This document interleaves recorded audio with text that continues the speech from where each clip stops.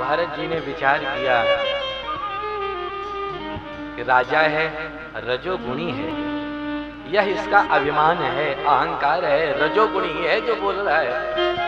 पर सत्य तो यह है, सत्संग करता है, संतों में इसकी निष्ठा है, इसको कुछ उपदेश करूं, ये मेरे उपदेश का पात्र है। इसलिए भी भरत बोल पड़े। भरत कहते हैं, हे राजा, क्या कहा तूने?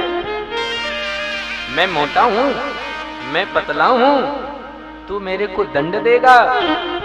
अरे राजा रघुगण, ये दंड लेना, दंड देना, मोटा होना, पतला होना, सोना, जगना, भोजन करना, सारे के सारे ये जितने गुण धर्म हैं, ये इस देह के हैं। मुझ आत्मा पर एक भी घटित नहीं होते, ये पक्का जान लो।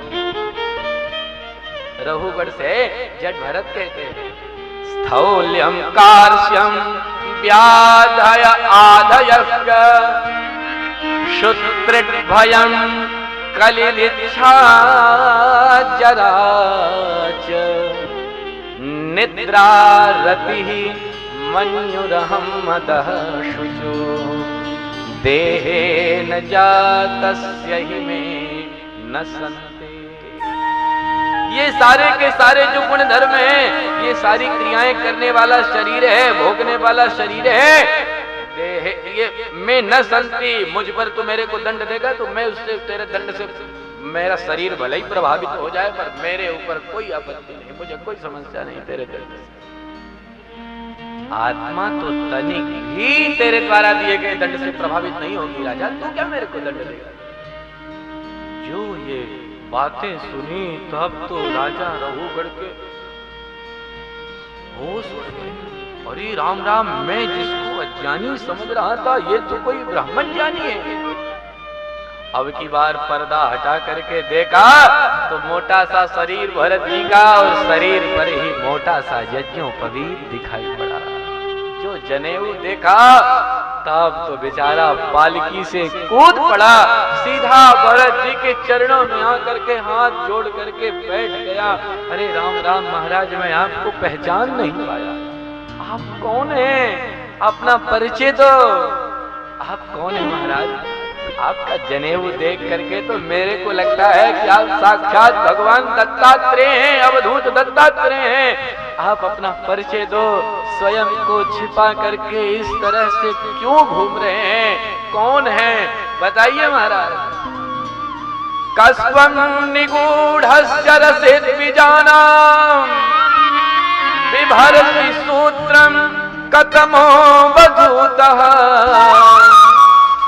कस्यासि कुत्रत्य इहापि कस्मात् क्षेमाय नश्चेदसिनोत शुक्लः। बताओ महाराज कौन हो आप? अपना परिचय तो क्यों ऐसे घूम रहे हो? देखो मैं एक बात बता दूं महाराज, ध्यान से सुन लो। मैं कोई साधारण नहीं हूं, मैं स्वयं का परिचय दे देता हूं। मैं सिंधु सौवीर द्वीप का राजा हूं, रघुगण हूं मैं किसी से भय नहीं खाता। एक बात तो यहाँ भली भांति जान ले महाराज, अरे मुझे शंकर जी के त्रिशूल से डर नहीं लगता, देवराज इंद्र के वज्र से डर नहीं लगता, यमराज के पाश दंड से डर नहीं लगता, अनिल अनल सूर्य चंद्रमा इत्यादि किसी देवी देवता से मैं डरता नहीं हूँ। मैं सिंधु सौवीर देश का राजा रघुगण हूँ महाराज, ये भली बात जान लो। रघुगण कहता है सुनो, ना हम विशंके सुरराज वज्रात। सुरराज माने देवराज इंद्र, देवराज इंद्र के वज्र से मैं नहीं डरता। ना हम विशंके सुरराज वज्रात न त्र्यक्ष शूलात।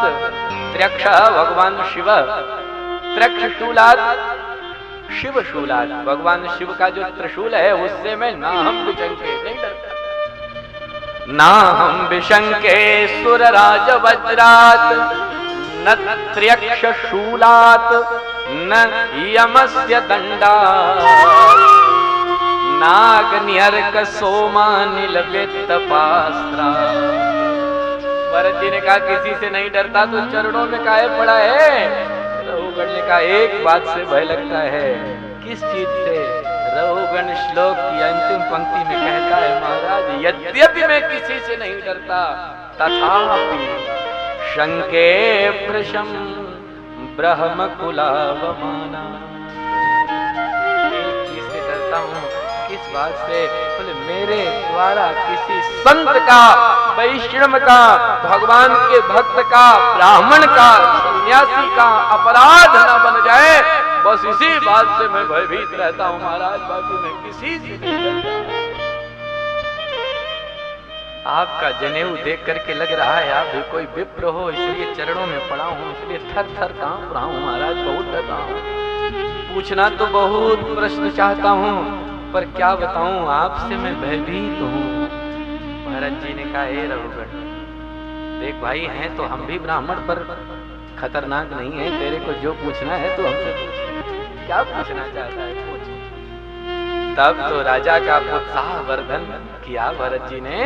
तब राजा ने साहस अपना जुटाया और साहस बना करके राजा रघुगण कहता है, तो सुनिए महाराज मेरा प्रश्न ध्यान पूर्वक सुनिए। अभी अभी आपने कहा कि यदि मैं आपको दंड दूंगा तो उस दंड से आपकी देह प्रभावित होगी, आत्मा प्रभावित नहीं होगी, सही है? बोले हाँ सही है। रघुगण ने कहा महाराज फिर मेरा प्रश्न सुनिए। मेरा प्रश्न है, क्या प्रश्न है?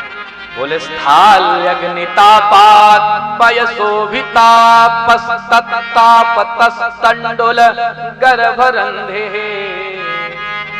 देहेन्द्रियश्वासय सन्निकर्षात् तत्संसृतेः पुरुषस्यानुरोधा। महाराज मेरा प्रश्न सुनिए। किसी ने चूल्हा में आग जलाई,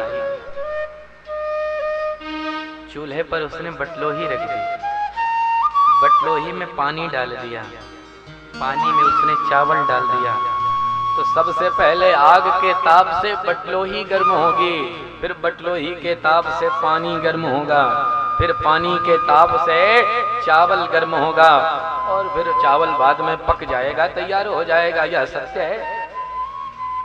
तो भरत जी ने कहा अवश्य बिल्कुल सत्य है। रघुगण ने कहा फिर मेरा प्रश्न सुनिए महाराज।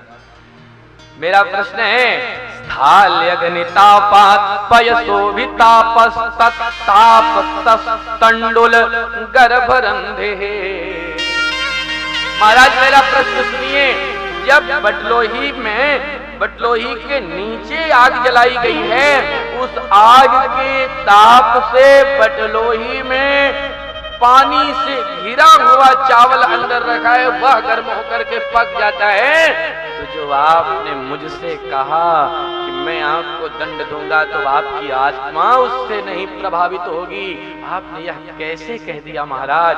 मैं आपको दंड दूंगा तो उससे आपकी देह प्रभावित होगी, देह से फिर आपकी इंद्रियां, इंद्रियों से आपका मन, और मन से आपकी आत्मा को भी पीड़ा पहुंचेगी। महाराज कैसे आपने पूछ दिया कि मेरी कैसे आपने बोल दिया कि आत्मा नहीं प्रभावित होगी?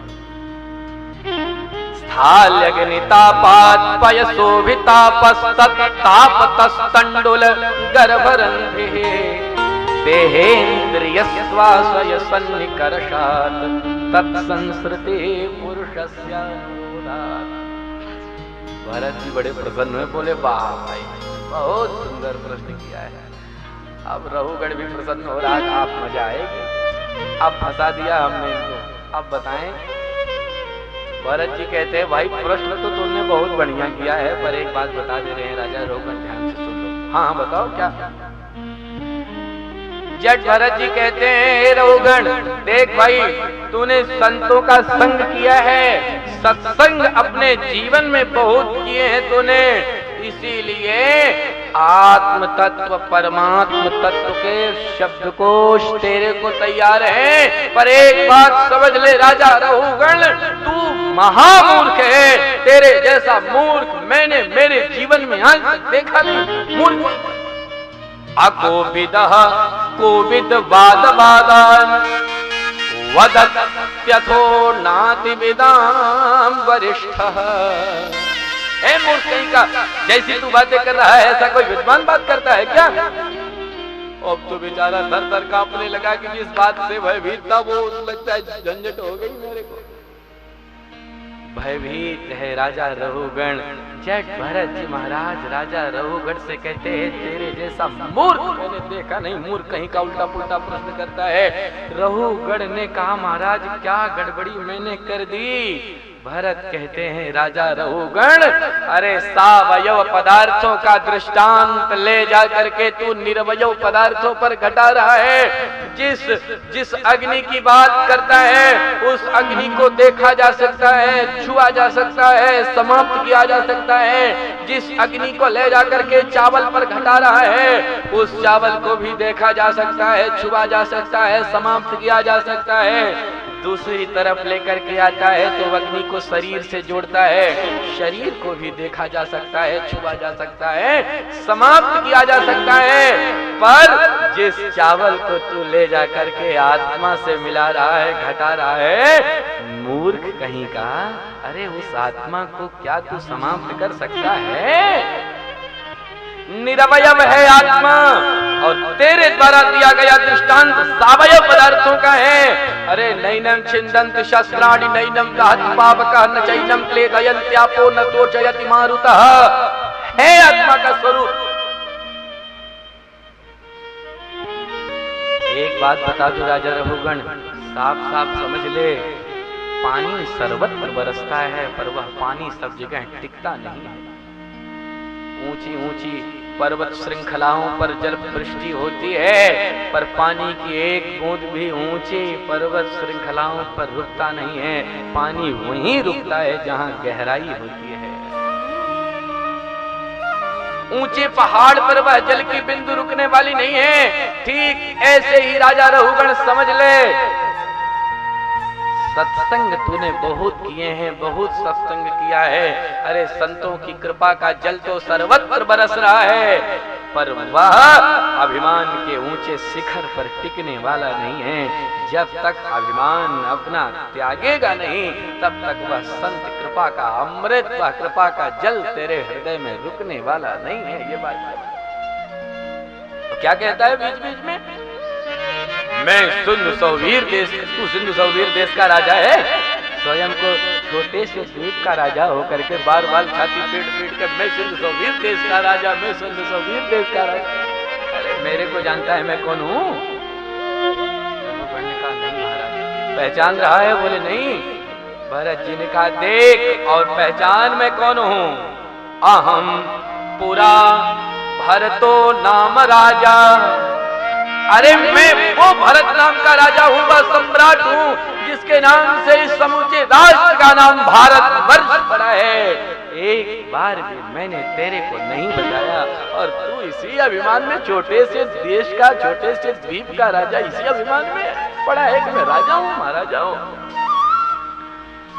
हे रहुगण, अरे जब तक संतों के चरणों की रज को जीव अपने सिर पर अभिषिक्त नहीं करता तब तक उसका कल्याण नहीं हो सकता। भली भांति बिना महत्पाद रजोभिषेक का कल्याण तो तभी होगा जब अभिमान त्याग करके संत के सामने झुकोगे। नहीं तो चाहे जितना सत्संग करो, अभिमान यदि है तुम्हारे हृदय में तो वो संतों की कृपा हृदय में टिकने वाली नहीं है। राजा रहुगण समझ ले।